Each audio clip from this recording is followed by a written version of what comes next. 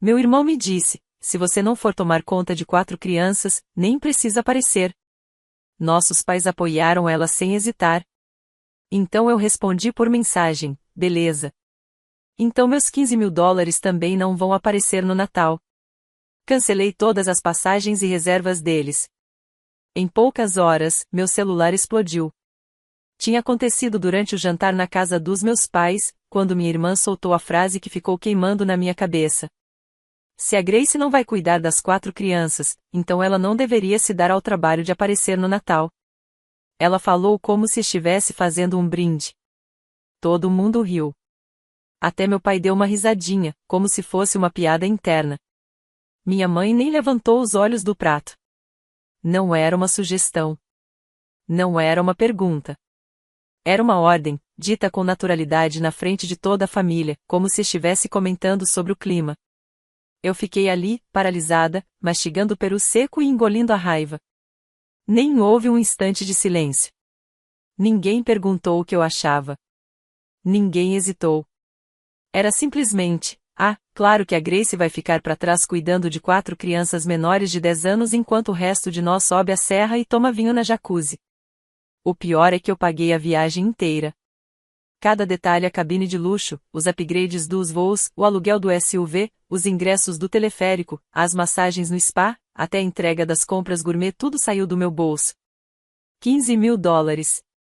Minha irmã dizia que ela e o marido tiveram um ano difícil financeiramente.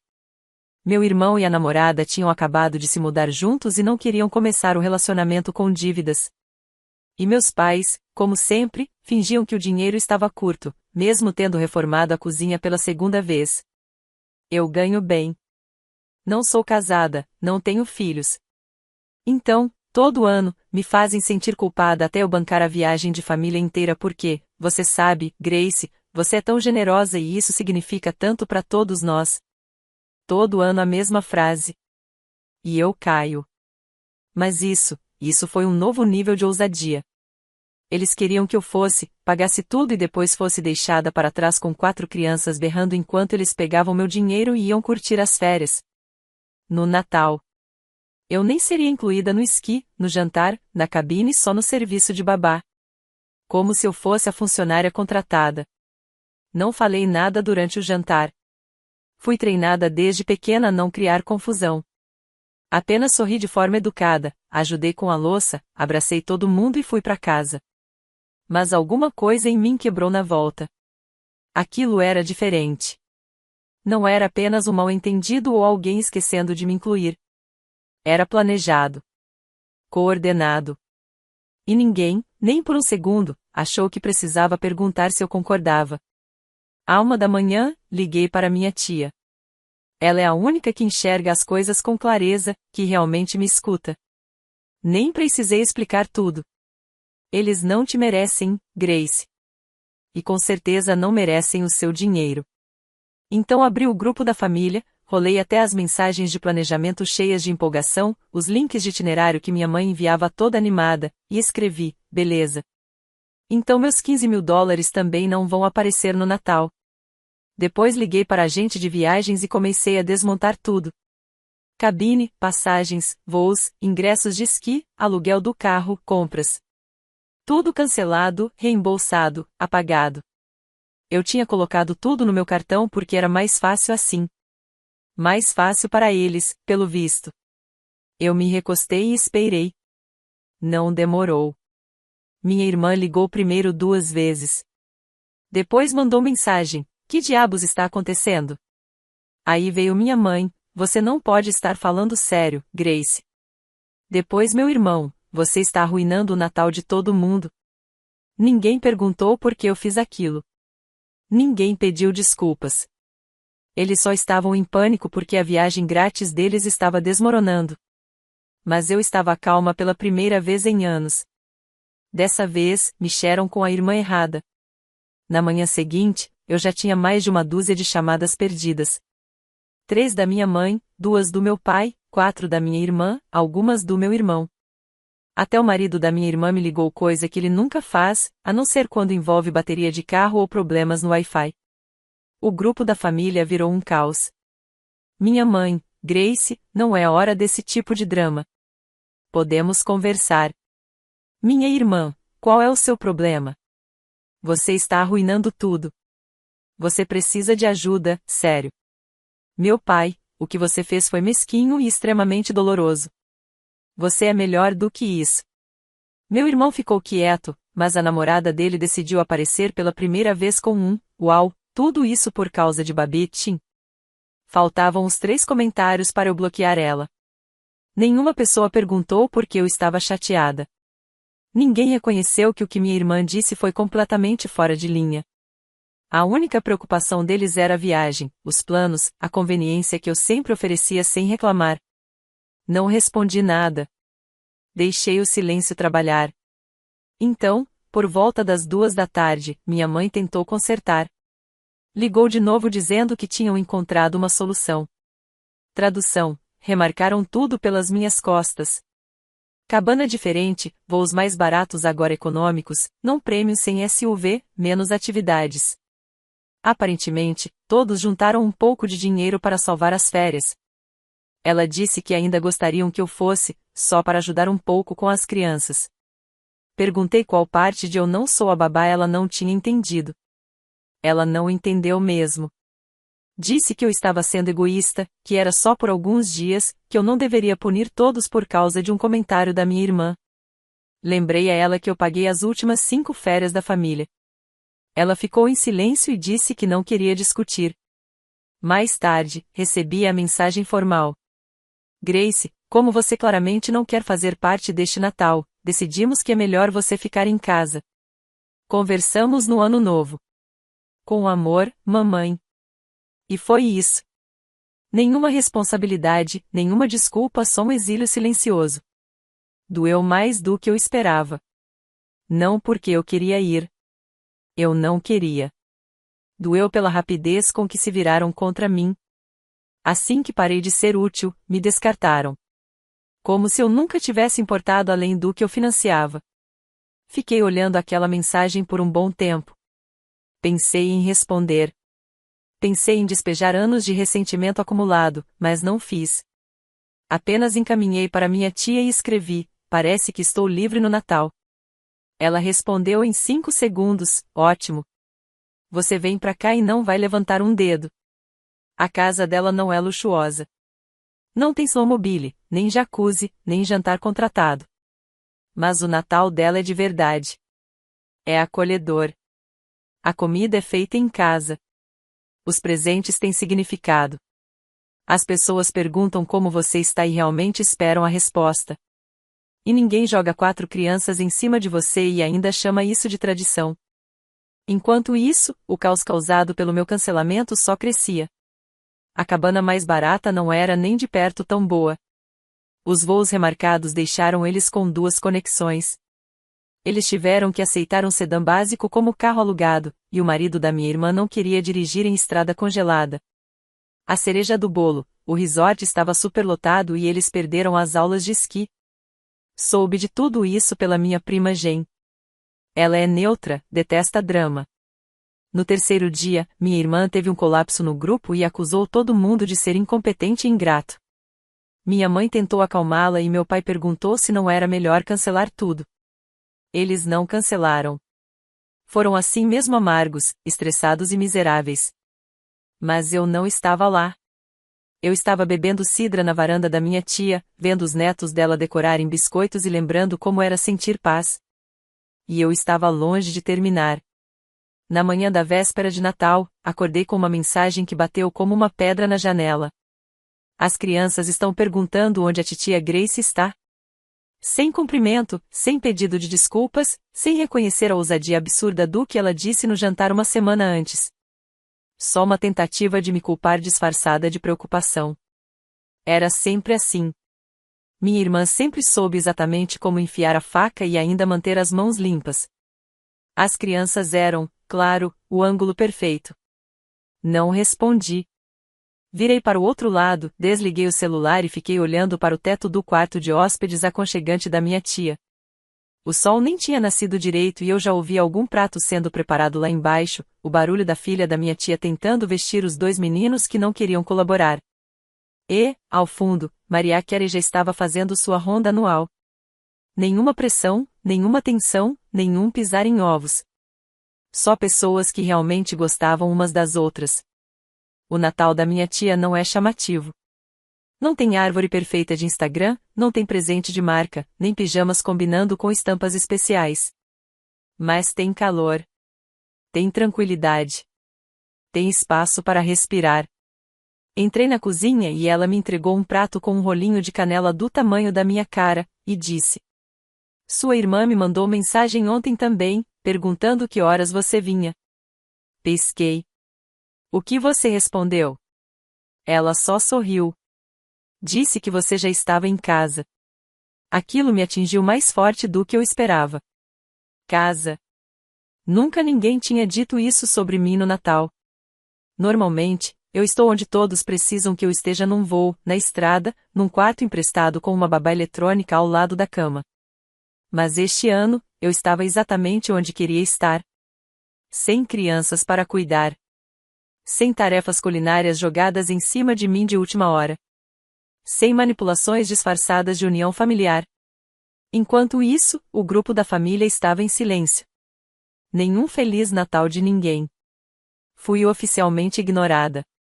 E, sinceramente, foi um alívio até à tarde, quando minha prima Jen, a espiã não oficial da família, me ligou. Eles estão desmoronando, ela disse. Sua mãe está furiosa.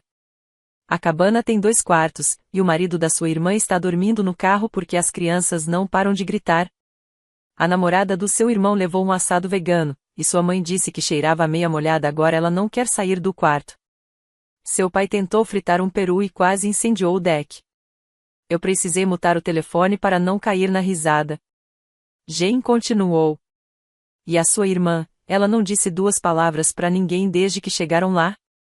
Fica repetindo que você armou uma emboscada para a família e que todo mundo acha que ela é um monstro. O que, convenhamos, tinha uma ironia quase cômica. Depois de anos sendo tratada como o gerador reserva das funções familiares, eu finalmente tinha desligado e agora eles estavam sentados no escuro, culpando uns aos outros. E ainda assim, nenhum deles me procurou para pedir desculpas. Não uma vez sequer. Em vez disso, recebi mais uma pérola da minha irmã naquela noite. Espero que esteja aproveitando o Natal com sua família de verdade. Você já fez seu ponto. Era tão frio, tão amargo, que senti minha mandíbula travar. Aquela mensagem foi a confirmação mais clara de algo que eu suspeitava há anos, mas nunca quis admitir. Ela não me amava. Não de verdade. Não do jeito que se supõe amar uma irmã. Ela amava o que eu fazia por ela. Amava que eu facilitava tudo. Que eu não questionava. Que eu diminuía para ela se sentir maior. E agora que eu parei, ela me odiava por isso.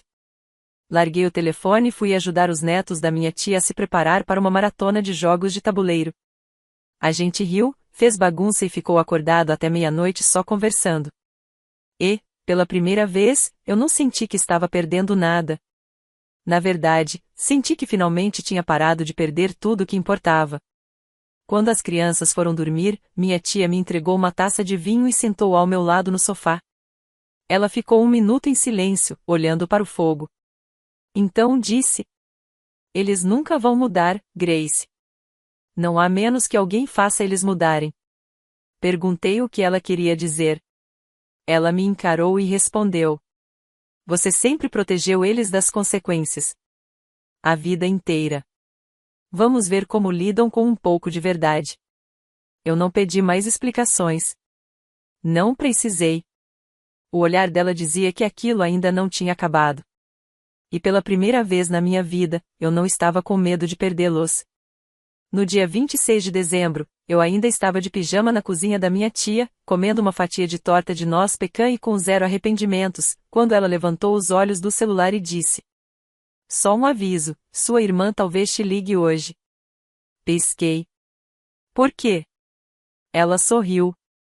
Um sorriso calmo, quase perigoso. Eu só tinha visto aquele sorriso 2 vezes antes.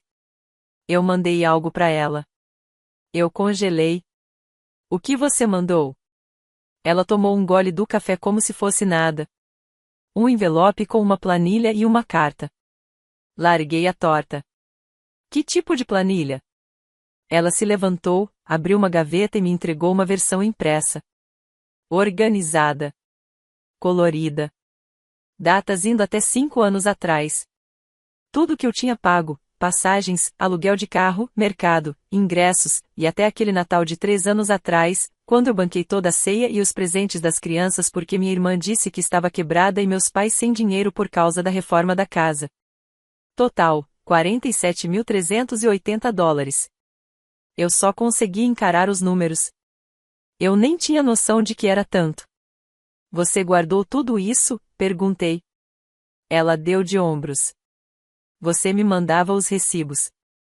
Eu guardei porque senti que um dia você ia precisar da verdade escrita.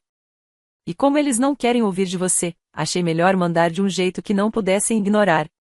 Eu não sabia se ria, chorava ou apenas ficava em silêncio admirando esse ato discreto e absolutamente perfeito de vingança. Mas ela não tinha terminado. A carta apenas explicava que eu vinha carregando todos eles por anos, e que talvez, naquele ano, fosse hora de aprenderem a ficar em pé sozinhos. Ah, e eu coloquei sua mãe, seu pai, seu irmão e a dona em cópia, ela acrescentou. A dona? Eu disse, atônita. Aquela mulher não me manda uma mensagem desde 2016. Ela vive cochichando no ouvido da sua mãe. Achei que ela deveria ver de onde o dinheiro realmente vinha. Foi aí que caiu a ficha. Minha tia não tinha apenas me defendido. Ela tinha lançado uma operação completa. Uma bomba de verdade silenciosa, devastadora, embrulhada em clima de feriado. Meu celular começou a vibrar antes de eu terminar a torta. Uma ligação ignorei. Depois, uma mensagem. Por que você faria isso com a gente, Grace? Com a gente? Como se eu tivesse roubado algo. Meu irmão apareceu 20 minutos depois, você pegou todo mundo de surpresa. Não podia ter falado com a gente em particular? Aquilo me fez rir. Eu tinha tentado falar por anos, mas eles nunca ouviam nada que não custasse algo a eles. Depois veio o silêncio. Nenhuma palavra da minha irmã. Nenhum pedido de desculpas, nada até que, finalmente, o grupo de família apitou e quase deixei o celular cair. Não era ela. Era o marido dela. Eu sinceramente não fazia ideia de que a Grace pagava por tudo isso. Achei que seus pais bancavam a maior parte. Sinto muito. Isso não está certo. Silêncio absoluto de todos os outros depois disso. E não parou aí. Uma prima com quem quase nunca falo me mandou mensagem no Instagram. Disse que sempre notou o quanto eu fazia e nunca entendeu porque eu era sempre a que fazia todo o trabalho. Disse que agora fazia sentido. Aí a dona comentou numa foto antiga de Natal da família que eu tinha postado: família é um privilégio, não um direito. Algumas pessoas esquecem disso até ser tarde demais. Minha mãe viu. Removeu ela dos amigos em menos de 1 hora. Foi quando entendi que as coisas estavam desmoronando por lá. E ainda assim, nada da minha irmã, até 23h13. Eu preciso falar com você, por favor. Só isso. Sem explicação, sem teatro. Fiquei olhando a mensagem por 10 minutos antes de mostrar para minha tia. Ela não parecia surpresa. Você quebrou a máquina, disse ela. Agora eles estão tentando achar o plug. Eu não respondi, mas no dia seguinte outra mensagem chegou. Dessa vez mais longa, desorganizada, completamente diferente do habitual. Eu estava errada, Grace. Disse coisas que não devia. Não quis fazer você se sentir assim. Eu sei que aproveitei de você. Me desculpe. Por favor, podemos conversar? Só nós duas. Não estou pedindo nada. Só quero conversar. Sem pontuação, só um fluxo de culpa crua, medo, talvez até algo próximo de honestidade. E eu não sabia o que me surpreendia mais, o fato de ela finalmente ter desmoronado ou o fato de que, pela primeira vez na minha vida, eu não me senti pequena diante disso. Eu me senti firme. E o que viesse depois aconteceria nos meus termos. Não respondi naquela noite, nem na manhã seguinte. Li e reli a mensagem. As frases sem fim, sem pontuação, sem desculpas elaboradas, apenas o caos de alguém que não está acostumada a assumir seus erros. Mas eu não queria outro pedido de desculpas vazio. Não queria que ela ficasse arrependida só porque foi pega. Eu queria que ela entendesse e realmente entendesse. Então, mandei uma única linha. Me encontre na casa da tia Linda amanhã ao meio-dia. Só você. Sem crianças, sem plateia. Não contei para minha tia até a manhã seguinte, logo após o café. Ela não se surpreendeu, apenas assentiu e disse: levo as crianças para sair. A casa é toda sua. Às 12h03, ouvi o carro estacionar. Nenhum passageiro. Nenhuma criança no banco de trás. Ela veio sozinha. Ela entrou sem a energia de sempre. Sem aquele sorriso exagerado, sem a alegria falsa, sem a superioridade que ela carregava como se fosse perfume. Apenas ela um pouco murcha, um pouco insegura. Sentou-se à mesa da cozinha como se estivesse em território desconhecido. Eu sei que sou a última pessoa que você quer ver, ela disse primeiro. Mas obrigada por não me ignorar.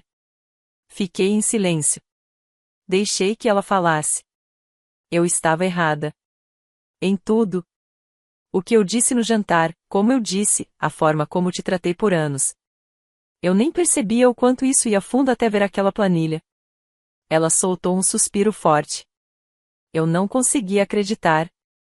Pensei que, talvez você estivesse exagerando, ou que a tia Linda tivesse entendido errado. Mas eu olhei linha por linha. Verifiquei coisas no meu próprio e-mail. Você não estava exagerando.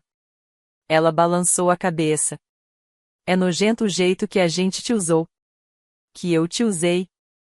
Eu te via como um plano B, aquela que não reclamava, que não tinha filhos, que sempre podia dar conta, e eu fiquei confortável com isso. Continuei quieta. Queria saber se aquilo era só culpa ou se ela realmente tinha mudado de marcha. Ela olhou para mim e realmente olhou. Eu fiz você se sentir como se fosse apenas a equipe de apoio desta família. E depois te puni quando você parou de aparecer como tal. Eu nem pensei no que isso fazia com você. A voz dela falhou, mas ela não chorou. Só parecia envergonhada. Então ela mexeu na bolsa. Eu conversei com o Michael, disse. E com a mamãe e o papai. Fiz eles olharem para os números. Fiz eles encararem aquilo. E eu disse para eles, ela nunca deveria ter carregado tudo isso. Erramos ao deixar que acontecesse. Ela me entregou um envelope.